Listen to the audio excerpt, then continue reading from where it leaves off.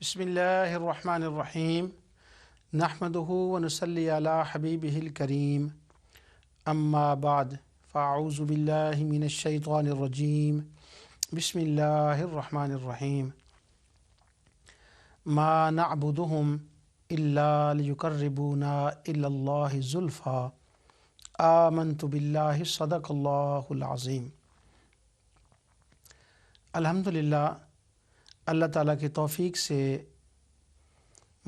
मसला शिरक फ़ी तवस्सुल के ऊपर बड़ी तफसील से मैंने गुफ्तगू की है और वसीले के मौजू पर जो काफ़ी दलाइल का ज़िक्र किया है। तो पिछले दर्स में मैंने अर्ज़ किया था कि आइंदा के दर्स में इंशाअल्लाह हम उन दलाइल का जायज़ा लेंगे कि जो वसीला को शिरक कहने वाले या वसीला को न मानने वाले, वसीला पर शुबहात वारद करने वाले हैं, आखिर उनकी दलील क्या है। आपको याद होगा कि 2-3 दरसों में दर्स से पहले मैंने ये बात कही थी कि कभी उनसे भी पूछ लिया करें कि आपके पास वसीला के ना होने की दलील क्या है। तो बराए रास्त दुनिया में ऐसी कोई दलील नहीं इल्मी दुनिया में कि जिसमें वसीले से ममानियत की दलील हो, मगर क़ियासन वो बाज़ दलाइल को सामने लाते हैं और उन दलाइल का बराह रास्त वसीले से कोई ताल्लुक़ नहीं होता। लेकिन जिन दलाइल को वो बयान करते हैं, अब मैं अल्लाह ताला की तौफ़ीक से उन दलाइल का हम जायज़ा लेते हैं और इन दलाइल के ज़रिए से जो वसीला पर शुबहात वो वारिद करते हैं उनको देखते हैं। कुरान करीम की आयत जो मैंने तलावत की है कि मैं नाबुदुहुम इल्ला लियुक़र्रिबूना इलल्लाहि ज़ुल्फ़ा, ये सूरह ज़ुमर की 3री आयत है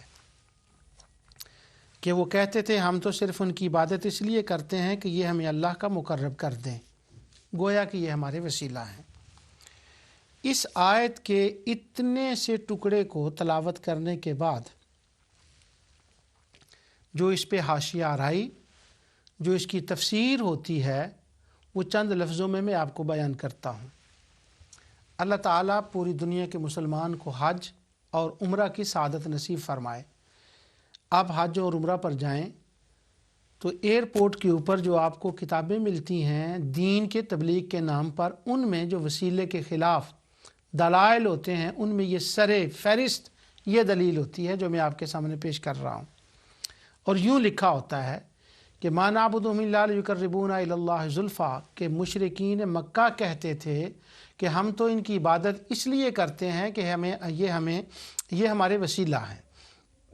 उसमें एक बरीक लफ्ज़ है कि वो ये नहीं कहते थे कि ये हमारे वसीला हैं, वो कहते थे ये हमें अल्लाह के करीब कर देंगे, लियुक़र्रिबूना इलल्लाहि ज़ुल्फ़ा, ताकि ये हमें अल्लाह का मुक़र्रब बना दें। ये जो मैं तर्जमा पढ़ रहा हूँ उसमें भी और शाह फहद के तर्जमे में भी, यानी वो ये नहीं कहते थे कि ये वसीला है इनकी वजह से हम अल्लाह के करीब हो जाएंगे, नहीं, वो कहते थे ये हमें अल्लाह के करीब कर देंगे। अब लफ्ज़ में एक बारीक फ़र्क है, उसकी वजाहत मैं आगे चल कर करता हूँ। इन जुमलों के बाद इस पर वो हाशिया राय यूँ करते हैं कि देखें भाई, जो मुशरिकीन मक्का थे वो ये कहते थे कि हम डायरेक्ट अल्लाह ताला तक नहीं पहुँच सकते, हम पीरों, फ़कीरों, बुज़ुर्गों, नबियों के वसीले के ज़रिए से पहुँचेंगे। तो अल्लाह ताला ने फरमाया कि नहीं, तुमने ये ऐसा नहीं करना, कि इनके वसीले के ज़रिए से वहाँ तुमने नहीं पहुँचना। हालांकि आयत के अंदर ये अल्फाज नहीं है, तो ये ख़ुद साख्ता तफसीर है और तारीफ़ है इस आयत के अंदर जो एक डाल दी जाती है। लेकिन स्टाइल में आपको बता रहा हूँ जो टैक्टिक्स होते हैं वो क्या हैं, कि वो ऐसा करते थे, वो डायरेक्टली नहीं जाते थे, वो वसीले के ज़रिए से जाते थे बुज़ुर्गों का। और आज भी मुसलमान यही कर रहे हैं। इनको कहते हैं, मुसलमान नहीं कहते, वो कहते हैं आज भी कलमा गो मुशरिक यही करते हैं। उस ज़माने के मुशरिक भी ये करते थे और आज के ज़माने के मुशरिक भी ये करते हैं। फिर मोहम्मद बिन अब्दुल वहाब की वो किताब कश्फ़ शुबहात जो दी जाती है, उसमें लिखा है कि आज के ज़माने के मुशरिक उस ज़माने के मुशरिकों से बदतर हैं। फिर आगे उसकी वजूहात लिखी। साहिब तफ़हीमुल कुरान भी ऐसा ही कहते हैं, और जो जिन के ऊपर वो शुबे वारद हुए हैं। तो लिहाजा वसीला नाजायज़ है, क्योंकि वो ये वसीला करते थे, इसलिए ये वसीला जायज़ नहीं।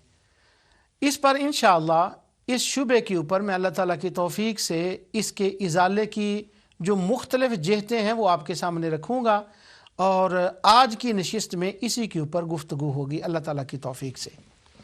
سب سے پہلے میں آپ کی توجہ اس طرف دلاتا ہوں کہ اس آیت کے اندر جو شروع ہوتی ہے آیت ہے وہ یوں ہے، الا للہ الدین الخالص،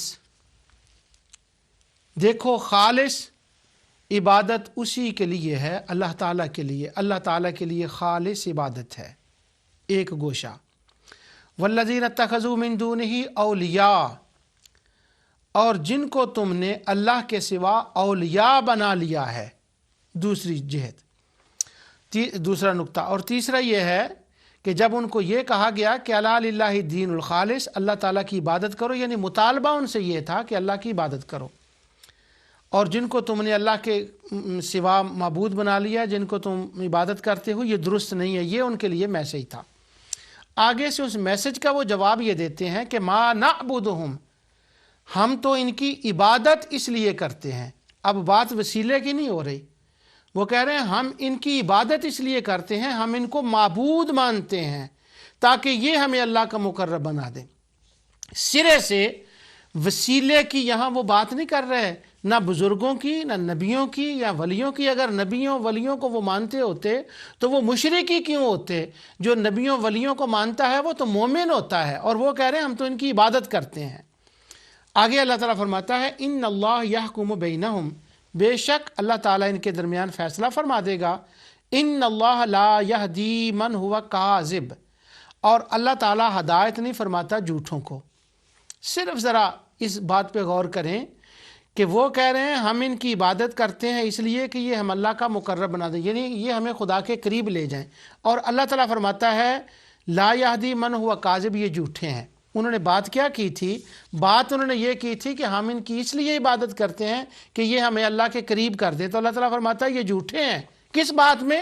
اس بات کے کہنے میں جس میں یہ اختلاف کرتے ہیں۔ اور اگلی آیت کے بعد والا لفظ ہے لو اراد اللہ ان یتخذ ولدا لاصطفیٰ، اللہ جس کو چاہتا اپنی اولاد بنا لیتا۔ یہ بات بڑی قابل توجہ ہے کہ اس کے بعد نیکسٹ آیت کے اندر اللہ تعالیٰ نے اپنی اولاد ہونے کا رد فرمایا کہ وہ جھوٹے ہیں، میری تو کوئی اولاد ہی نہیں۔ اس کا مطلب وہ باتیں کچھ اور ہیں یہاں پر جن کی طرف دھیان ڈیلیبریٹلی نہیں دیا جاتا تاکہ اپنی دلیل کو مضبوط کیا جائے۔ اس کی تفصیل بیان کرنے سے پہلے میں آپ کو ایک واقعہ سناتا ہوں، وہ یہ کہ ان سے جب یہ کہا گیا، جیسے میں نے آیت تلاوت کی، ان سے کہا گیا کہ اللہ کی عبادت کرو، صرف اللہ تعالیٰ کی عبادت کرو، تو انہوں نے کہا ہم تو ان کی بھی عبادت کرتے ہیں کیونکہ یہ ہمیں اللہ کے قریب بنا دیں گے۔ مطالبہ تو ان سے یہ تھا کہ اللہ تعالیٰ کی عبادت کریں، وسیلے کے تو سرے سے ان سے سوال ہی نہیں ہو رہا تھا۔ سوال تھا اللہ وحدہ لا شریک کی عبادت کریں۔ انہوں نے یہ وسیلے کا کنسیپٹ درمیان میں کیسے لے آئے کہ ہم ان کی عبادت اس لیے کرتے ہیں کہ تاکہ یہ ہم اللہ کے قریب کر دیں، یعنی یہ سوال تو تھا ہی نہیں۔ جب یہ سوال نہیں تھا تو یہ بات کدھر سے بیچ میں آ گئی؟ ایک گفتگو کی آؤٹ آف کانٹیکسٹ یہ تو بات ہوگی، اس کا کیا مطلب ہے؟ اس بات کو سمجھنے کے لیے ایک میں واقعہ آپ کو بتاتا ہوں، اور یہ میرا ذاتی واقعہ ہے، اور آپ لوگوں کو بھی متعدد بار یہ واقعات پیش آئے ہوں گے اور آتے ہیں، کئی مرتبہ ایسے واقعات پیش آتے ہیں۔ میں جب انگلینڈ میں نیا آیا تو سب سے پہلے 82 میں انگلینڈ میں جب آیا تھا تو میں کونٹری میں اس وقت حضرت علامہ مولانا پیر محمد عبدالوہاب صدیقی رحمۃ اللہ تعالی علیہ ان کی آستانے پر میں آیا۔ تو جس اسٹریٹ میں وہ 9 چرچ اسٹریٹ تھی، اس وقت ان کا گھر تھا، وہاں وہ رہتے تھے، تو اس کے قریب ایک سکھوں کا گردوارہ تھا۔ تو پاکستان میں سکھوں کے بارے میں ظاہر ہے کہ ہمارا اتنا ملنا جلنا نہیں ہوتا، اور ان کے گردوارے دیکھنے کا اتنا رواج نہیں ہوتا، ان کے قریب نہیں جاتے۔ تو مجھے یہ شوق تھا کہ ان کا کیسا ہوتا ہے ٹیمپل، ان کا گردوارہ کیا ہے، تو میں نے کہا کہ میں نے وہ دیکھنا ہے۔ تو انہوں نے، ان کے پاس سکھ بھی آتے تھے، تو وہ کہنے لگی اس کو لے جائیں۔ تو میں گیا دیکھنے کے لیے کہ کس طرح سے کرتے ہیں۔ جب میں گیا تو اتوار کا دن تھا، صبح کا وقت تھا۔ جب صبح کے وقت میں پہنچے تو وہاں پر وہ جتنے سکھ بیٹھے ہوئے تھے وہ اپنے کر رہے تھے اپنی عبادت، جو ان کا طریقہ کار تھا۔ تو میں نے ان سے پوچھا کہ یہ آپ کیا کر رہے ہیں؟ تو مجھے وہ ان کا جو ایک پریسٹ تھا وہ مجھے کہتا ہے یہ ہم نماز پڑھ رہے ہیں۔ اب میں حیران تھا، میں حیران ہوا کہ نماز یہ تو صلات تو ہم مسلمان پڑھتے ہیں، سکھ والا نماز کہاں پڑھتے ہیں؟ ان کی نماز کیسے ہو گئی؟ میں نے یہ سوچا کہ اس نے جو لفظ نماز استعمال کیا ہے یہ مجھے سمجھانے کے لیے کیا ہے کہ جیسے تمہاری عبادت کا نام نماز ہے نا، بس یہ سمجھ لیں کہ ہم بھی اسی طرح سے یہ نماز پڑھ رہے ہیں۔ تو اس نے وہ لفظ استعمال نماز کا میرے سمجھانے کے لیے کیا تاکہ مجھے وہ بات سمجھ میں آ جائے، اس لیے اس نے لفظ نماز کا استعمال کیا، ورنہ وہ تو نماز نہیں پڑھتے، نماز تو مسلمانوں کے اندر ہے، ان کا تو جو بھی طریقہ ہوتا ہے اپنا۔ اس مثال کے سمجھنے کے بعد جو میں نے عرض کی ہے، اب یہ دیکھیں کہ جب ان کو کہا گیا، اللہ تعالیٰ نے فرمایا الا للہ الدین الخالص، کہ اللہ کی عبادت کرو، تو اللہ تعالیٰ کے لیے خاص عبادت ہے، تو وہ آگے سے یہ کہتے ہیں کہ ہم تو ان کی عبادت اس لیے کرتے ہیں تاکہ یہ ہمیں اللہ کا مقرب بنا دیں، یہ مطلب ہے ہمارا ان کی عبادت کرنے کا۔ تو اب میں آپ کے الفاظ جو وسیلہ نہ ماننے والے ہیں ان کے الفاظ استعمال کرتا ہوں کہ یہ ہمارے وسیلہ ہیں، ہمارے اور ہمارے اللہ کے درمیان۔ تو اب انہوں نے وسیلے کا لفظ مسلمانوں کے سامنے استعمال کیوں کیا؟ اگر مسلمانوں کے اندر وسیلے کا تصور ہی نہیں تھا، مسلمانوں کے اندر یہ کنسپٹ ہی نہیں تھا، وسیلہ ایگزسٹ ہی نہیں ہوتا تھا، تو وہ کیوں کہتے کہ ہمارے یہ وسیلہ ہیں؟ اب میں آپ کا ترجمہ کر رہا ہوں، لفظی ترجمہ نہیں، وہ یہ کیوں کہتے مسلمانوں کو، نبی کریم صلی اللہ علیہ وسلم کو کیوں کہتے کہ یہ ہمارے وسیلہ ہیں؟ ماننا یہ پڑے گا انہوں نے مسلمانوں کے لیے وسیلے کا لفظ اس لیے استعمال کیا کہ جیسے مجھے انہوں نے کہا کہ ہم نماز پڑھتے ہیں، ان کو پتا تھا یہ نماز کو جانتا ہے، نماز ایگزسٹ ہوتی ہے، نماز ان کے ہاں ہے، اس لیے اس نے نماز کا لفظ استعمال کیا۔ تو وہ مشرک جانتے تھے کہ مسلمانوں کے اندر بھی وسیلہ ہوتا ہے، وسیلہ مانتے ہیں، ان کے اور اللہ کے درمیان سب سے بڑا وسیلہ عظمیٰ محمد الرسول اللہ صلی اللہ علیہ وسلم کی ذات ہے، تو وسیلے کو یہ مانتے ہیں، اس لیے انہوں نے کہا کہ یہ ہمارے وسیلے ہیں۔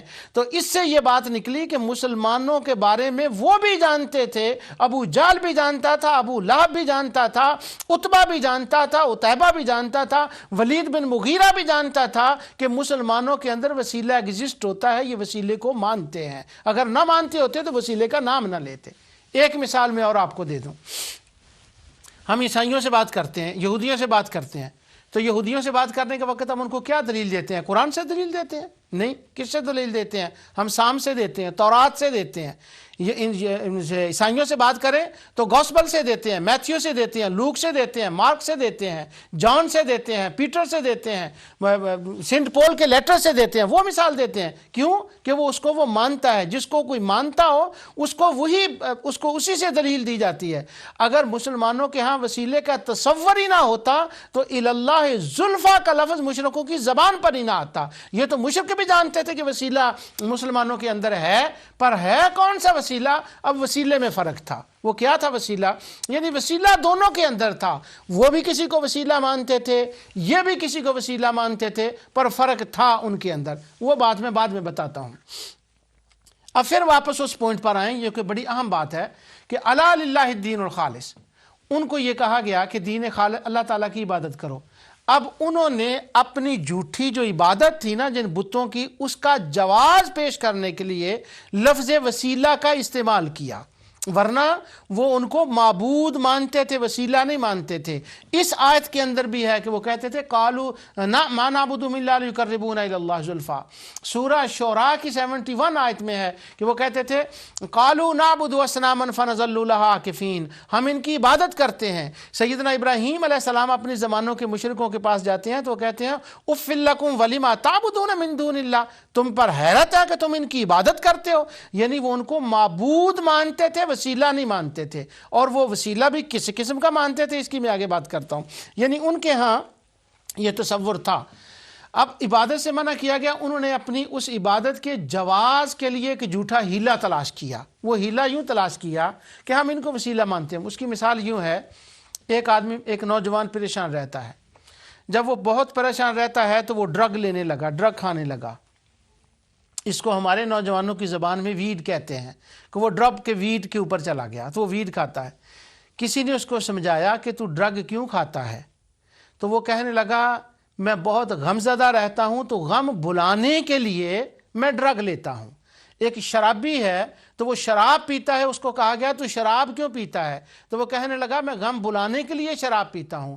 اب غم بھلانے کی حد تک تو بات ٹھیک ہے، لیکن غم بھلانے کے لیے جس آرٹیکل کو یوز کیا جا رہا ہے نا، وہ ڈرگ ہو یا شراب ہو، افیون ہو یا جو بھی ہو، ہیروئن ہو، اب مسئلہ اس کا ہے کہ وہ کس کو استعمال کر رہا ہے۔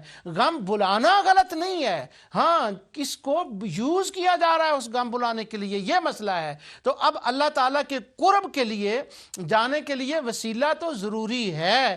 کیوں؟ اللہ تعالیٰ نے خود فرمایا ہے یا ایھا الذین آمنوا اتقوا اللہ وابتغوا الیہ الوسیلہ، ایمان والو اللہ کے قرب کے لیے وسیلہ تلاش کرو۔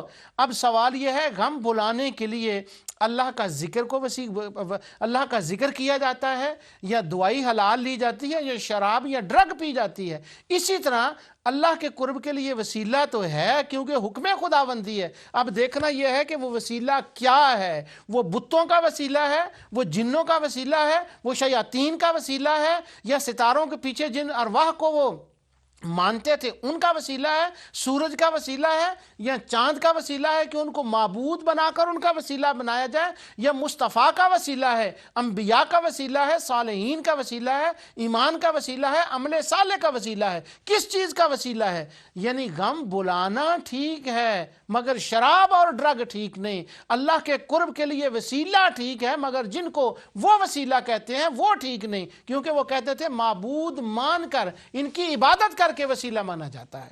اب میں تھوڑا سا آگے بڑھنے سے پہلے یہ آپ کو بتا دوں کہ یہ دیکھیں اللہ تعالیٰ فرماتا ہے والذین اتخذوا من دونہ اولیاء، جن کو تم اولیاء جن کا تم وسیلہ پیش کرتے ہو وہ کون تھے؟ سبحان اللہ۔ اللہ تعالیٰ نے فرمایا سورہ کہف اور آیت نمبر 50، وَإِذْ قُلْنَا لِلْمَلَائِكَةِ اسْجُدُوا لِآدَمَ فَسَجَدُوا إِلَّا إِبْلِيسَ كَانَ مِنَ الْجِنِّ فَفَسَقَ عَنْ أَمْرِ رَبِّهِ أَفَتَتَّخِذُونَهُ وَذُرِّيَّتَهُ أَوْلِيَاءَ۔ اللہ تعالیٰ فرماتا ہے تم نے شیطان کو اور اس کی اولاد کو اپنا وسیلہ بنا لیا ہے۔ اور یہاں میں نے آیت پڑھی تھی وَالَّذِينَ اتَّخَذُوا مِن دُونِهِ أَوْلِيَاءَ، کہ انہوں نے اولیاء بنا رکھے ہیں۔ کون ہیں ان کے اولیاء؟ ان کے اولیاء ہیں شیطان، ابلیس اور اس کی ذریت، یہ ان کے اولیاء ہیں۔ اب ایک دو آیتیں میں آپ کو اور پڑھ دیتا ہوں۔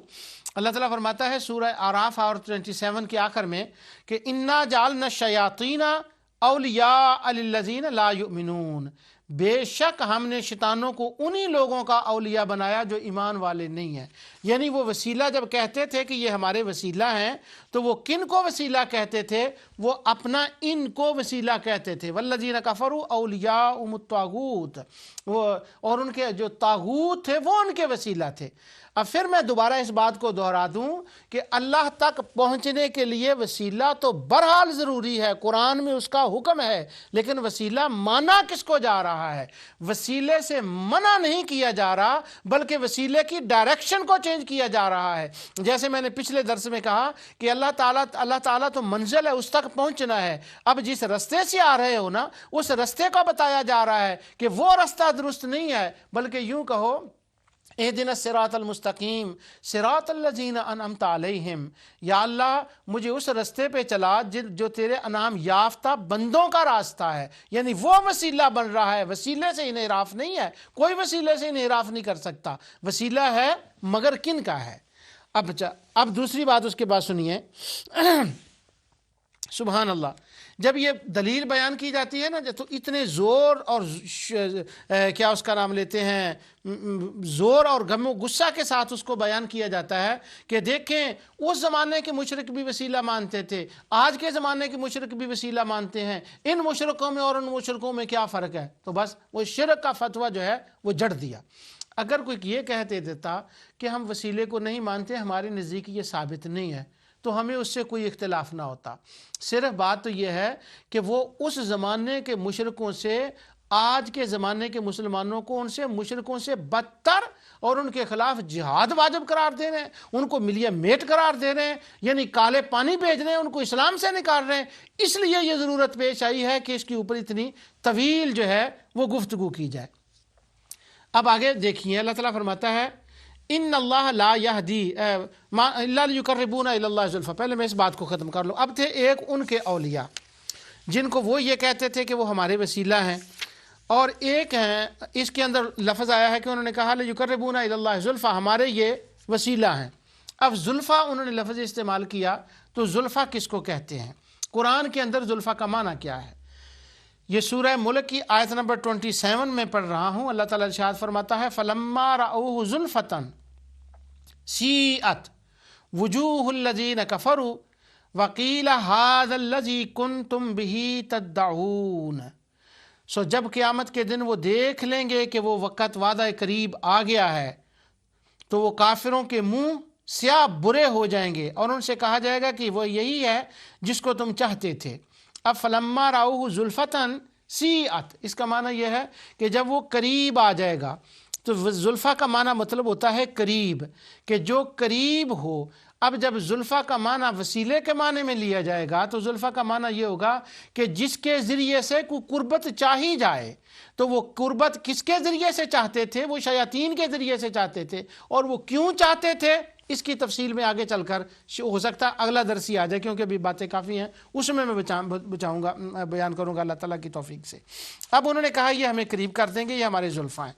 تو کیا ان کا یہ خیال تھا کہ بندہ جو قریب ہوتا ہے، اگر اس کے پاس مال، اولاد اور یہ چیزیں زیادہ ہوں تو بندہ یہ ہمارے زلفاں، ان کی وجہ سے ہم قریب ہو جائیں گے۔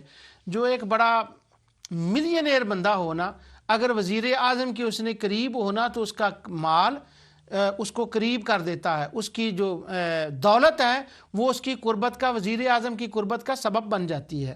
یا اس کی بڑی فیملی ہو اور وہ ووٹوں کی وجہ سے اس کی قربت کا سبب بن جاتی ہے۔ تو مشرکین کے ذہن میں یہ بات تھی کہ اگر کسی کے قریب ہونا ہو تو اس کے دو سبب ہیں، یا تو بہت بڑا خاندان قبیلہ ہو، اور یا یہ ہو کہ بہت بڑی دولت ہو، تو یہ دونوں اللہ تعالیٰ کے قریب کر دیتی ہیں۔ تو اللہ تعالیٰ نے ان کا یہ رد فرمایا سورہ سبا کے اندر۔ اللہ تعالیٰ فرماتا ہے وَقَالُوا نَحْنُ أَكْثَرُ أَمْوَالًا وَأَوْلَادًا وَمَا نَحْنُ بِمُعَذَّبِينَ۔ وہ اپنی مال اور اولاد پر فخر کرتے ہیں مشرکین، اور کہتے ہیں کہ ہمیں عذاب نہیں دیا جائے گا۔ قُلْ إِنَّ رَبِّي يَبْسُطُ الرِّزْقَ لِمَن يَشَاءُ وَيَقْدِرُ وَلَٰكِنَّ أَكْثَرَ النَّاسِ لَا يَعْلَمُونَ۔ فرما دو ان کو کہ یہ تو اللہ تعالیٰ کا کرم ہے، وہ جس کے لیے چاہتا ہے روزی کو فراہ کر دیتا ہے، اور جس کے لیے چاہتا ہے وہ روزی کو تنگ کر دیتا ہے۔ یہ کوئی معیار نہیں ہے۔ آگے اللہ تعالیٰ فرماتا ہے وَمَا أَمْوَالُكُمْ وَلَا أَوْلَادُكُمْ بِالَّتِي تُقَرِّبُكُمْ عِنْدَنَا زُلْفَىٰ، وہ لفظ جو اس آیت کے اندر إِلَّا لِيُقَرِّبُونَ إِلَى اللَّهِ زُلْفَىٰ کے اندر آیا، تو وہ اللہ تعالیٰ فرماتا ہے تمہارا مال اور تمہاری اولاد اور یہ تمہارے شیاطین اور جن کو تم زلفیٰ سمجھتے ہو نا کہ یہ ہمیں اللہ کے قریب کر دیں گے، یہ اللہ کے قریب نہیں کریں گے، یہ تمہیں عذاب سے نہیں بچا سکیں گے۔ کیوں نہیں کریں گے؟ کہ یہ خود اللہ کے قریب نہیں ہے اور یہ واسطہ اور ذریعہ اور سبب نہیں بن سکتے۔ ہاں دنیا داروں کے لیے مال اور دولت جو ہے وہ سبب بن سکتے ہیں۔ آگے اللہ تعالیٰ فرماتا ہے اِلَّا مَنْ آمَنَ وَعَمِلَ صَالِحًا، ہاں جو عمل صالح ہے وہ سبب بنتا ہے اللہ تعالیٰ کے قرب کا، اور عمل صالح سبب بنتا ہے اس آیت کے اندر۔ اور دوسری اگلی آیت کے اندر اللہ تعالیٰ نے یہ ارشاد فرمایا پھر زلفیٰ کا دوسری آیت میں سورہ صاد کے اندر فَغَفَرْنَا لَهُ ذَلِكَ وَإِنَّ لَهُ عِنْدَنَا لَزُلْفَىٰ وَحُسْنَ مَآبٍ۔ سبحان اللہ۔ اللہ تعالیٰ فرماتا ہے داؤد علیہ السلام کے بارے میں کہ وہ ہم نے ان کو بخش دیا، اور بے شک وہ زلفیٰ، وہ ہمارے زلفیٰ تھے، وہ ہمارے قریب تھے، وہ ان کا مقام میرے نزدیک بڑا عمدہ مقام تھا۔ اور اسی طرح حضرت سیدنا سلیمان علیہ السلام کے بارے میں سورہ صاد کے اندر پھر اللہ تعالیٰ نے آیت 40 میں ارشاد فرمایا، وہ 25 تھی آیت، وَإِنَّ لَهُ عِنْدَنَا لَزُلْفَىٰ وَحُسْنَ مَآبٍ، بے شک وہ زلفیٰ ہیں حضرت سلیمان علیہ السلام، بے شک حضرت داؤد علیہ السلام زلفیٰ ہیں۔ اور ہم جب ان کو زلفیٰ سمجھتے ہیں تو کن کو؟ یہ سورۃ یونس کی آیت نمبر 62 ہے، الا ان اولیاء اللہ لا خوف علیہم ولا هم يحزنون، جو اللہ کے مقرب بندے ہیں یہ ہمارے زلفیٰ ہیں، انبیاء ہیں وہ ہمارے زلفیٰ ہیں، اور ان کے بارے میں اللہ تعالیٰ فرماتا ہے اولئک هم المقربون، یہ خود اللہ تعالیٰ کے قریب ہیں۔ اب میں واپس اس پوائنٹ پر پھر آتا ہوں۔ ایک ہے زلفیٰ، کہ زلفیٰ جو درمیانی واسطہ ہے، اب ان مشرکوں کا جو واسطہ تھا، جو اللہ تعالیٰ کو نہ ماننے والے تھے، قیامت کے منکر تھے، عذاب کے منکر تھے، جنت دوزخ کے منکر تھے، انبیاء کے منکر تھے، اب وہ کہتے ہیں کہ ہمیں خدا کا قرب چاہیے۔ اصل میں وہ خدا کا قرب نہیں تلاش کر رہے تھے۔ کیوں؟ اس آیت کے اندر اللہ تعالیٰ نے فرمایا ان اللہ لا یہدی من ہوا کاذب، یہ جھوٹے ہیں، یہ جھوٹے ہیں، یہ جھوٹے ہیں، یہ انہوں نے ڈونکلا رچا رکھا ہے، یہ ایسے جھوٹ مار رہے ہیں کہ ہم اللہ تعالیٰ کا قرب چاہتے ہیں۔ کیوں؟ لو، ایک تو یہ بات کہ ما نعبدہم، یہ ان کو معبود مانتے ہیں، لو اراد اللہ ان یتخذ ولدا، اور یہ اللہ تعالیٰ کی اولاد مان کر ان کو معبود مانتے ہیں۔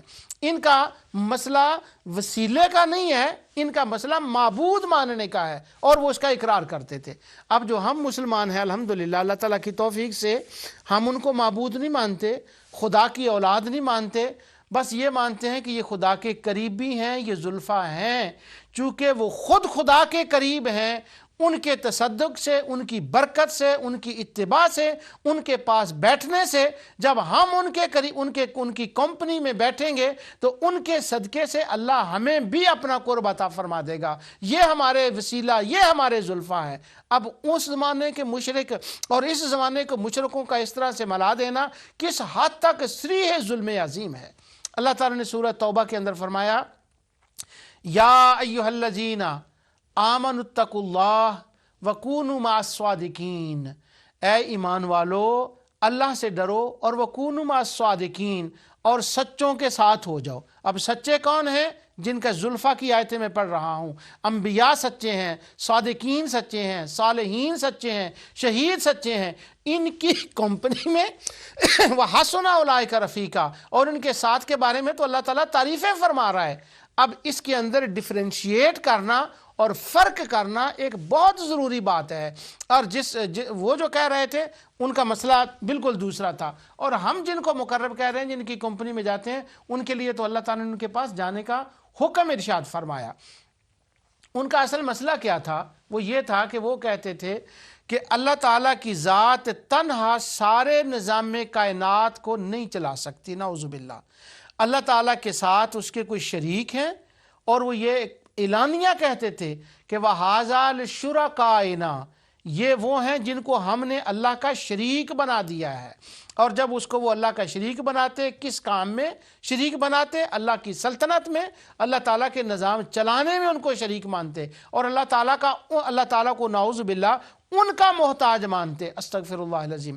اس شرک و توسل کے بعد میں پروگرام شروع کروں گا، شرک و توسل کے بعد تو شرک القبور کا جو موضوع ہے وہ ہوگا، اس کے بعد شرک کی حقیقت، شرک کیا ہے، اس کے اوپر جب میں تفصیل سے بات کروں گا تو یہ باتیں میں اس وقت اللہ تعالیٰ کی توفیق سے سامنے لاؤں گا کہ معبود کس کو کہتے ہیں۔ معبود ماننا ہی کسی کو اس وقت جاتا ہے جب پہلے اس کو رب مانا جائے۔ اگر رب نہ مانا جائے، نظام چلانے والا نہ مانا جائے، تو کوئی اس کو معبود نہیں مانتا۔ تو وہ یوں مانتے تھے، ان کو معبود مانتے تھے، وہ تو وسیلے کے لیے۔ یہ ان کا جھوٹ تھا، یہ ان کا ڈھونگ تھا جو مسلمانوں کے سامنے وہ یہ کر رہے تھے، اور ہم الحمدللہ اس طرح کے نہیں ہیں۔ ہمارا تو عقیدہ اور بلیونگ جو ہے وہ اس سے دوسری ہے۔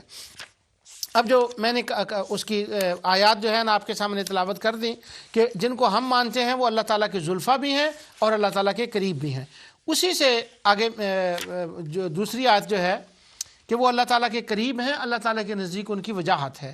سورہ آل عمران کی آیت 45 میں اذ قالت الملائکہ یا مریم ان اللہ اذ قالت الملائکہ یا مریم ان اللہ تعالیٰ نے حضرت مریم کو جب یہ ملائکہ نے آ کر بشارت دی تو وہ کہتے ہیں یبشرک، ہم تجھے بشارت دیتے ہیں عیسیٰ ابن مریم کی، وجیہا فی الدنیا والآخرہ، جو وجاہت والا ہوگا، وجیہ ہوگا اس جہان میں بھی اور اس جہان میں بھی۔ اس کے بعد اللہ تعالیٰ نے ارشاد فرمایا یا ایھا الذین آمنوا لا تکونوا کالذین آذوا موسیٰ، یہ سورۃ احزاب کی 69 آیت ہے۔ وَكَانَ عِندَ اللَّهِ وَجِيهًا، بے شک وہ جو موسیٰ علیہ السلام تھے وہ اللہ تعالیٰ کے نزدیک وجیہ تھے۔ اب جن کو وہ وسیلہ مانتے تھے، اولیاء شیطان کو ان کی وجاہت، ان کا اللہ تعالیٰ کے نزدیک قرب بالکل نہ تھا، بلکہ اللہ تعالیٰ سورہ نجم میں ارشاد فرماتے ہیں کہ ما تعبدون من دونہ الا اسمان سمیتموہا انتم وآباؤکم ما انزل اللہ بہا من سلطان، کہ اللہ تعالیٰ نے ان کے لیے کوئی دلیل نازل نہیں کی کہ وہ اللہ کے قریب ہیں، وہ زلفاں ہیں، وہ اللہ کے قریب کر سکتے ہیں، ان کے لیے تو کوئی دلیل ہی نہیں ہے۔ لیکن جن کو ہم اپنا مانتے ہیں، جن کو ہم اپنا وسیلہ مانتے ہیں، ان کے لیے تو پورا قرآن بڑا پڑا ہے کہ اللہ تعالیٰ نے ان کو خود دلیل بنایا۔ یا ایھا الناس قد جاءکم برہان من ربکم، ان کو تو اللہ تعالیٰ نے خود دلیل بنایا ہے کہ وہ وہ خدا کی دلیل ہے، وہ خدا کے قریب ہیں۔ اس لیے ما نعبدہم الا لیقربونا الی اللہ زلفی، وسیلے کے خلاف دلیل نہیں بنتی بلکہ وسیلے کی دلیل بنتی ہے، کیونکہ اگر مسلمان وسیلہ نہ مانتے ہوتے تو وہ مسلمانوں کے سامنے اس کا اظہار ہی نہ کرتے، ان کو پتہ تھا کہ مسلمان وسیلہ مانتے ہیں۔ اب میں نے یہ 5-6 دفعہ بات کی، یہ میں چاہتا تھا کہ اچھی طرح ذہن میں آ جائے۔ کسی کے ذہن میں یہ سوال آ جائے گا کہ یہ ان کو کیسے پتہ تھا کہ مسلمان وسیلہ مانتے ہیں، ان کے پاس کیا دلیل تھی کہ مسلمان وسیلہ مانتے ہیں؟ تو لیجئے وہ بھی سن لیجئے کہ ان کے پاس کیا دلیل تھی۔ سب سے بڑی دلیل تو یہ تھی کہ صحابہ کرام رضوان اللہ تعالیٰ علیہم اجمعین کا نبی اکرم نور مجسم صلی اللہ علیہ وسلم کے ساتھ جو تعلق تھا، جتنی حضور کے ساتھ ان کو محبت تھی، جو کچھ حضور کرتے وہ کرتے، وہ صحابہ کرام کرتے، جو حضور فرماتے وہ اس کو کرتے۔ تو وہ دن رات کا جو صحابہ کا مشاہدہ تھا نا، مشرکین کا جب مشاہدہ تھا صحابہ کا حضور کے ساتھ، وہ مشاہدہ سب سے بڑی دلیل تھی کہ یہ مصطفیٰ تو ان کے وسیلہ ہیں۔ تو وہ انہوں نے اس لیے کہا کہ جیسے یہ تمہارے یہ وسیلہ ہے نا، ہمارے بھی یہ وسیلہ ہے۔ اب وہ وسیلے میں فرق تھا، اس پر میں بتا چکا ہوں۔ تو قرآن کریم کی ایک آیت میں آپ کے سامنے تلاوت کرتا ہوں کہ جو سورہ مکہ مکرمہ میں نازل ہوئی اور وہ وسیلے کے بارے میں نازل ہوئی۔ جب انہوں نے اس آیت کو سنا تو ان کو پتہ چل گیا کہ مسلمانوں کے ہاں وسیلہ ہوتا ہے، اور یہ وسیلے کی دلیل بھی ہے۔ اور یہ آج میں آپ کو تلاوت کرتا ہوں، جسے سن کر انہوں نے کہا تھا کہ الا لیقربونا الی اللہ زلفی، ہمیں یہ اللہ تعالیٰ کے قریب کر دیں گے۔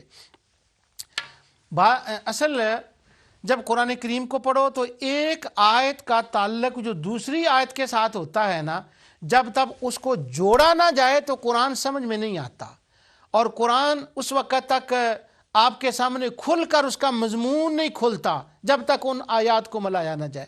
اور یہ مضمون کیسے کھلتا ہے، ایک دوسری آیات کو ملایا کیسے جاتا ہے، اور یہ فہم، یہ ادراک اور یہ ملکہ کہاں سے آتا ہے، اس کا امام بخاری علیہ الرحمہ نے ذکر کیا ہے کتاب العلم کے اندر۔ صحیح بخاری میں ہے کہ نبی کریم صلی اللہ علیہ وسلم نے حضرت معاویہ، امیر معاویہ رضی اللہ تعالیٰ عنہ، حدیث کے راوی ہیں، کہ حضور علیہ الصلوۃ والسلام نے فرمایا کہ من یرید اللہ خیر یفقہہ فی الدین۔ تفقہ کا معنی ہوتا ہے انڈرسٹینڈنگ اور فہم۔ اللہ تعالیٰ فرماتا ہے، حضور علیہ السلام نے فرمایا کہ اللہ تعالیٰ جب کسی کے ساتھ یہ ارادہ فرما لیتا ہے کہ اس کو وہ فہم دین عطا فرمائے، تو اس کو تفقہ فی الدین، اس کی بلائی کا ارادہ فرماتا ہے اللہ تعالیٰ، تو اس کو فہم قرآن، فہم دین، تفقہ فی الدین عطا فرما دیتا ہے۔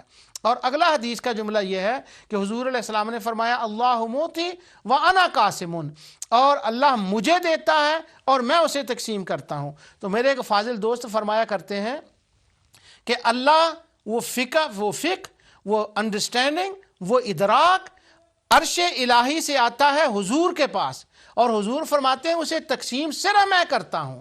تو جب حضور اس کو تقسیم فرماتے ہیں تو اگر کوئی بندہ اگر وہ کسی کو چاہیے کہ وہ انڈرسٹینڈنگ قرآن آیتوں کا ملانا، حدیثوں کا فہم، استنباط وہ اگر حاصل کرنا ہو تو وہ خیرات تو گنبد خضرا سے ملتی ہے، وہ تو سرکار اس کو تقسیم فرماتے ہیں، وہ تو حضور عنایت فرماتے ہیں۔ اور اگر کوئی بندہ یہ کہہ دے کہ مجھے ان کے پاس جانے کی ضرورت ہی نہیں ہے، میں ان کو وسیلہ ہی نہیں مانتا، میں ان کے پاس کیوں جاؤں، تو جب اس دروازے پہ نہیں جائے گا تو فہم و ادراک کی خیرات نہیں ملے گی، تو وہ فہم و ادراک سے عاری ہوگا۔ جب وہ فہم و ادراک سے آری ہوگا تو اس کا نتیجہ کیا ہوگا کہ وہ کافروں والی آیات جو ہیں وہ مسلمانوں کے اوپر چسپاں کرے گا، ایک دوسرے کی آیت کو نہیں دیکھے گا، ان کی اطلاقات کو نہیں دیکھے گا۔ کیوں کہ وہ در مصطفیٰ سے بیگانہ ہو گیا ہے۔ اب جن لوگوں نے در مصطفیٰ پہ جا کر سوالی بن گئے اور کہا یا رسول اللہ عطا فرمائیں، کیونکہ اللہ نے آپ کو عطا فرمایا ہے فقہ فی الدین، اور انڈرسٹینڈنگ جو ہے وہ اللہ تعالیٰ نے اس کا ڈیپو آپ کو بنایا ہے، آپ تقسیم فرماتے ہیں۔ جب وہ سوالی بن کر جائے گا تو در مصطفیٰ سے جو خیرات ملتی ہے وہ فہم قرآن کی ملتی ہے، وہ فہم القرآن کی ملتی ہے، وہ فہم حدیث کی ملتی ہے، وہ عشق مصطفیٰ کی ملتی ہے۔ تو اگر کوئی وہاں جائے ہی نہ تو بھلا ان کو یہ باتیں کیسے سمجھ آ سکتی ہیں؟ پھر تو وہ یہی کہے گا کہ دیکھیں جی اس کا حجر اسود جو ہے نا، اس کو مشرکین بھی چومتے تھے، آپ بھی چومتے ہیں تو شرک ہو گیا، وہ بھی طواف کرتے تھے ہم بھی طواف کرتے ہیں، شرک ہو گیا۔ ارے اللہ کے بندے، یہ کہاں لکھا ہے کہ جو کام مشرک کریں اس کام کو آگے نہ کیا جائے؟ کیا مشرک منا میں نہیں جاتے تھے؟ کیا مشرک طواف نہیں کرتے تھے؟ کیا مشرک صفا اور مروہ پر نہیں جاتے؟ تو کیا ہم ان کی چیڑ میں آ کر وہ چھوڑ دیں؟ نہیں، ان کے اندر جو غلط باتیں تھیں ان کی اسلام نے اصلاح فرما دی، رسول اللہ صلی اللہ علیہ وسلم نے ان کی اصلاح فرما دی، قرآن نے ان کی اصلاح فرما دی کہ ہاں ابراہیم علیہ السلام کے زمانے سے طواف چلا آ رہا ہے، طواف وہاں سے آیا ہے، لہٰذا جو انہوں نے اس کے اندر تبدیلیاں کی ہیں ان تبدیلیوں کو ختم کر دیا مگر طواف کو باقی رکھا۔ اب اس وجہ سے منا جانا بند نہیں کر دیا کیونکہ مشرک وہاں جاتے تھے، صفا مروہ کی سعی بند نہیں کر دی کیونکہ مشرک وہ کرتے تھے، نہیں، جیسے وہ کرتے تھے ننگے طواف کرتے تھے اس کو ختم کر دیا۔ اسی طرح اگر مشرکوں کے ذہن میں کوئی کنسیپٹ وسیلے کا تھا تو اس کو یوں کلیئر کیا کہ جسے تم وسیلہ مانتے ہو وہ وسیلہ نہیں ہے، وسیلہ تو وہ ہے محمد مصطفیٰ جس کو میں نے وسیلہ بنا کر بھیجا ہے۔ وسیلہ تو انبیاء ہیں، وسیلہ صالحین ہیں، وسیلہ قرآن ہے، وسیلہ عمل صالح ہیں، یہ وسیلہ ہیں۔ وما اموالکم ولا اولادکم باللتی تقربکم عندنا زلفیٰ، جن کو یہ تم اولاد کو اور ان کو سمجھتے ہو کہ یہ قریب کر دیں گے، وہ وسیلہ نہیں ہے، بلکہ وسیلہ وہ ہے جس کو پروردگار نے وسیلہ بنایا ہے۔ بات ایک ہی ہوتی ہے، چیز ایک ہی ہوتی ہے، لیکن جب اللہ تعالیٰ کے اور اس کے رسول کی مرضی کے مطابق کی جائے تو وہ مقبول بن جاتی ہے، اور جب ان کی مرضی کے خلاف کی جائے تو وہی چیز مردود بن جاتی ہے۔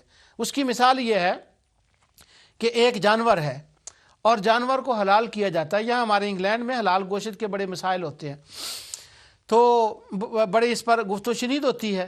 ایک انگریز ہے، وہ ایک جانور کو ذبح کرتا ہے اور ایک مسلمان اس کو ذبح کرتا ہے، تو ذبح کرنے میں تو کوئی فرق نہیں، اس نے بھی ذبح کیا اور اس نے بھی ذبح کیا، مگر فرق یہ ہے کہ اللہ اور اس کے رسول نے یہ فرمایا تھا کہ جب جانور کو ذبح کرو تو چونکہ کھانا میں نے دیا ہے میرا نام لے کر ذبح کر دو۔ جب اس کا نام لے کر ذبح کر دیا، اس طریقے سے ذبح ہو گیا تو وہ حلال ہو گیا۔ اگر اس طریقے سے الگ ہوا تو خواہ طریقہ وہی ہے، شروع سے ہی کیا گیا، خون بھی نکالا گیا، ساری باتیں ہیں، لیکن وہ ہوا حرام۔ کیوں کہ وہ مصطفیٰ کے بتائے ہوئے طریقے کے خلاف ہوا ہے، خدا کے طریقے کے بتائے ہوئے کے خلاف ہوا ہے۔ اسی طرح فی نفس ہی وسیلہ جو ہے یہ غلط نہیں ہے، یہ غلط ہے کہ کوئی وسیلے کس کو کوئی وسیلہ بنا رہا ہے اور وہ کون ہے جس کو وسیلہ بنایا جا رہا ہے، کیا وہ وسیلہ بننے کے قابل بھی ہے کہ اس کو وسیلہ بنایا جائے؟ لیکن یہ ڈیفرینشیٹ، یہ فرق در مصطفیٰ سے ملتے ہیں، وہاں سے یہ خیرات ملتی ہے۔ تو میں آپ کو عرض یہ کر رہا تھا کہ ان کو یہ کیسے پتا چلا کہ مسلمان وسیلہ مانتے ہیں؟ جب انہوں نے یہ وسیلے کی بات کی ان کو یہ کیسے پتا چلا؟ سبحان اللہ، اللہ تعالیٰ نے قرآن کریم میں ارشاد فرمایا، سورہ بنی اسرائیل کی آیت 57 آیت ہے، اولئک الذین یدعون یبتغون الی ربہم الوسیلہ۔ یہ صورت مکی ہے اور مکہ مکرمہ کے اندر یہ صورت نازل ہوئی ہے۔ اللہ عز و جل نے ارشاد فرمایا، اے مشرکو، جن کی تم عبادت کرتے ہو، جن کو تم پکارتے ہو، یبتغون الی ربہم الوسیلہ، جن کو تم نے اپنا معبود سمجھ رکھا ہے، جن کو تم پکار رہے ہو، جن کی عبادت کر رہے ہو، ان کی تو اپنی حالت یہ ہے کہ وہ اللہ کے حضور قریب، اللہ تعالیٰ کے قریب جانے کے لیے خود وسیلہ تلاش کر رہے ہیں۔ یبتغون الی ربہم، وہ تو خود وسیلے کے متلاشی ہیں۔ کس وسیلے کے متلاشی ہیں؟ ایہم اقرب، کہ وہ جو آپس میں ہیں یہ دیکھیں کہ ان میں زیادہ قریب اللہ کے کون ہے، اور جب وہ یہ دیکھیں گا کہ یہ اللہ کے زیادہ قریب ہے تو اس کو وہ وسیلہ بنا لیں گے، وہ ان کا وسیلہ بن جائے گا۔ اللہ تعالیٰ فرماتا ہے جن کی تم عبادت کرتے ہو، مشرکین مکہ کو کہا جا رہا ہے، عیسائیوں یہودیوں کو نہیں کہا جا رہا، کہ جن کی تم عبادت کرتے ہو وہ تو خود اللہ تعالیٰ کے ہاں وسیلہ تلاش کرتے ہیں کہ ان میں کون اللہ کا زیادہ مقرب ہے۔ تو یہ وسیلے کی ایک تو دلیل بھی ہے کہ اللہ تعالیٰ نے اس کا رد نہیں فرمایا کہ وہ اپنے میں سے وسیلہ تلاش کر رہے ہیں کہ کون اللہ کے زیادہ قریب ہے، اس کا رد نہیں فرمایا، اور اس کا رد بھی نہیں فرمایا کہ وہ وسیلہ تلاش کرتے ہیں۔ اس کا مطلب ہوا وسیلہ تلاش کرنے کا اللہ نے حکم بھی دیا ہے، اور یہ عمل اللہ رب العالمین کو پسند بھی ہے، اس لیے اللہ تعالیٰ نے اس کا ذکر فرمایا۔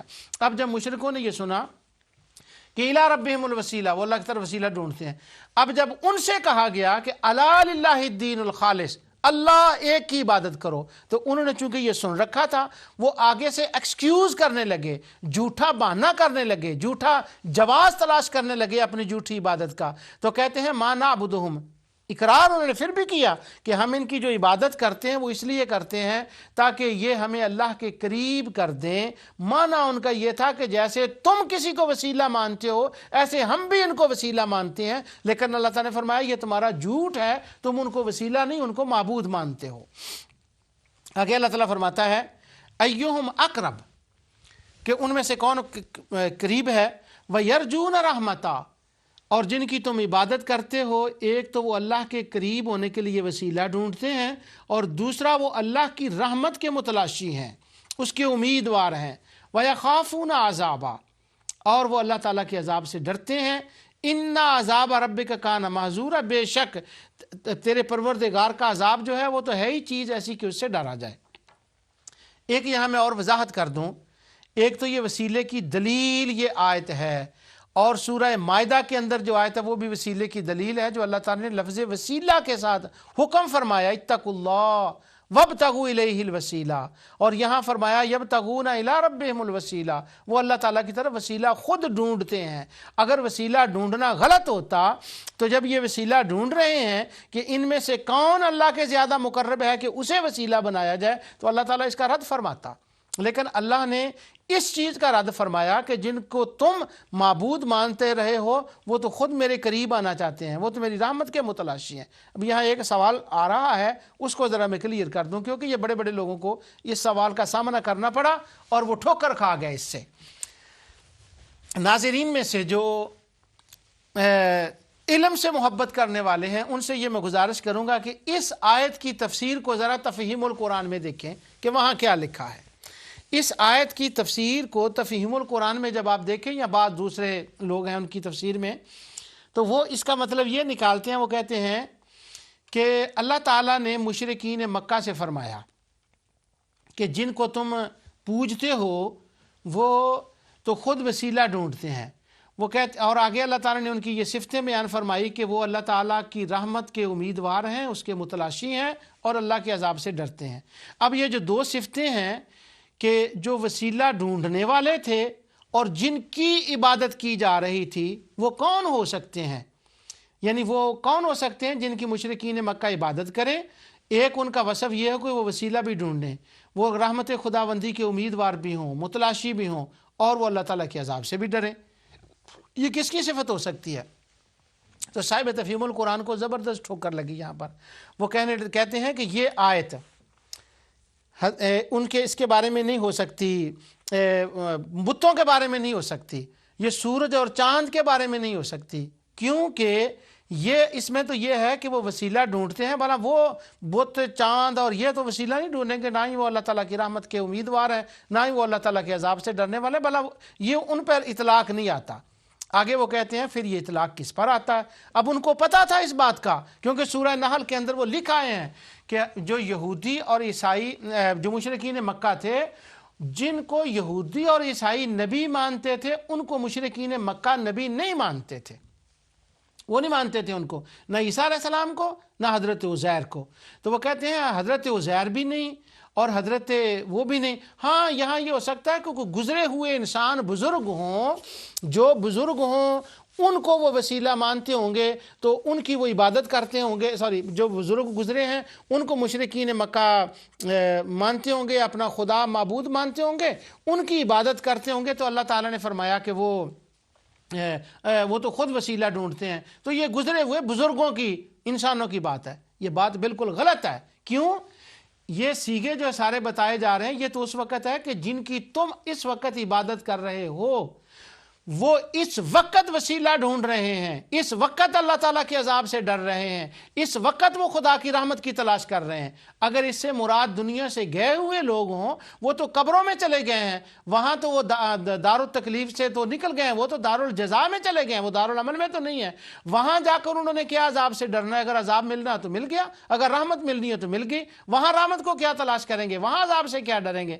وہ وہاں تو نہیں یہ معاملہ۔ اور پھر یہ کہا جا رہا ہے کہ یہ اس وقت ہے۔ اب میں دوبارہ آیت پڑھ رہا ہوں، اور یہ میں ترجمہ وہ پڑھ رہا ہوں جو شاہفاد کا ترجمہ ہے، اس کا وہ ترجمہ کرتے ہیں کہ وہ اللہ تعالیٰ کی قرب کا تلاش کرتے رہتے ہیں کہ کون ان میں خدا کا زیادہ مقرب ہوتا ہے، اور اس کی رحمت کے امیدوار رہتے ہیں۔ یعنی اس وقت کی بات ہو رہی ہے، گزرے ہوئے بزرگوں کی نہیں ہو رہی۔ اور اس کے عذاب کے خوف، اور اس کے عذاب سے خوف رکھتے ہیں، یعنی اس وقت کی جب مشرک حضور علیہ السلام تشریف فرما تھے ظاہراً، اور مشرک جن کی عبادت کر رہے تھے، یہ تو ان کی بات ہو رہی ہے۔ تو بزرگ تھے تو اگر وہ تو قبروں میں چلے گئے تھے، اس کا مطلب وہ یہ بزرگوں کی بات نہیں ہو رہی۔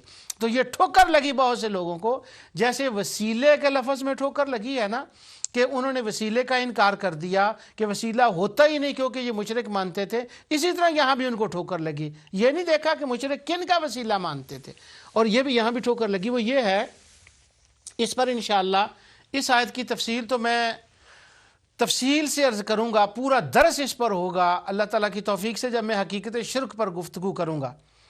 اس وقت صرف میں 2 ریفرنس آپ کو دے دیتا ہوں۔ امام بخاری نے علیہ الرحمہ نے اور امام مسلم نے، دونوں نے اس آیت کی تفسیر کو لکھا، بخاری کے اندر باب التفسیر میں اور مسلم میں بھی باب التفسیر میں۔ اہل علم جانتے ہیں کہ مسلم شریف میں زیادہ تفسیر نہیں ہے، آخر میں جا کر امام مسلم نے صرف 2-4 آیتوں کی تفسیر دی ہے، اور امام بخاری نے چند آیات کی تفسیر دی ہے بخاری کے اندر، سب کی سارے قرآن شریف کی تفسیر نہیں ہے۔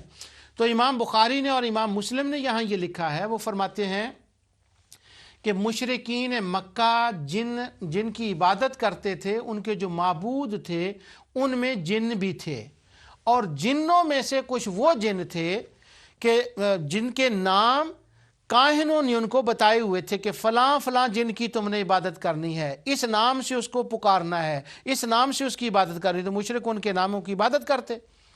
اب وہ جن جو تھے، جیسا کہ قرآن کریم میں بھی سورہ جن کی ابتدائی آیات میں ذکر آتا ہے کہ وہ جن جو تھے وہ نبی کریم صلی اللہ علیہ وسلم کی بارگاہ میں آ گئے، اور انہوں نے آ کر اسلام قبول کر لیا۔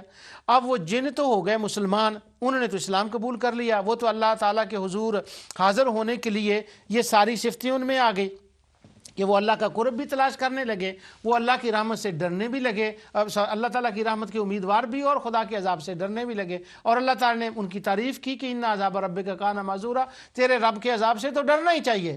اب وہ جو مسلمان جنات تھے جن کے اندر یہ ساری صفتیں پائی جاتی تھیں، مشرک ان کی عبادت کرتے تھے، پر مشرکوں کو یہ نہیں پتا تھا کہ یہ مسلمان ہو گئے ہیں۔ تو یہ آیت ان کے رد میں آئی کہ ارے ظالموں، جن مسلمان جنوں کی تم عبادت کرتے ہو وہ تو خود اللہ تعالیٰ کا قرب تلاش کرتے ہیں، وہ تو خود وسیلہ تلاش کرتے ہیں، یعنی وسیلے کا اللہ تعالیٰ نے رد نہیں فرمایا۔ تو یہ آیت مسلمان جنات کے بارے میں ہے جن کی بے خبری میں وہ عبادت کرتے تھے، لیکن ہمارے شبہ ڈالنے والے جتنے خوارج ہیں انہوں نے اس کے آیت کے اوپر ہر تفسیر میں لکھ دیا کہ ہاں اس سے مراد وہ گزرے ہوئے بزرگ تھے، ان کے بھی کوئی داتا تھے، ان کے بھی کوئی غوث پاک تھے، ان کے بھی کوئی فلاں تھے، ان کے بھی کوئی فلاں تھے۔ یہ آیت کو اس طرح سے کیوں سمجھا؟ بخاری مسلم کو کیوں نہیں دیکھا؟ آیت کے کنٹینٹس کو کیوں نہیں دیکھا؟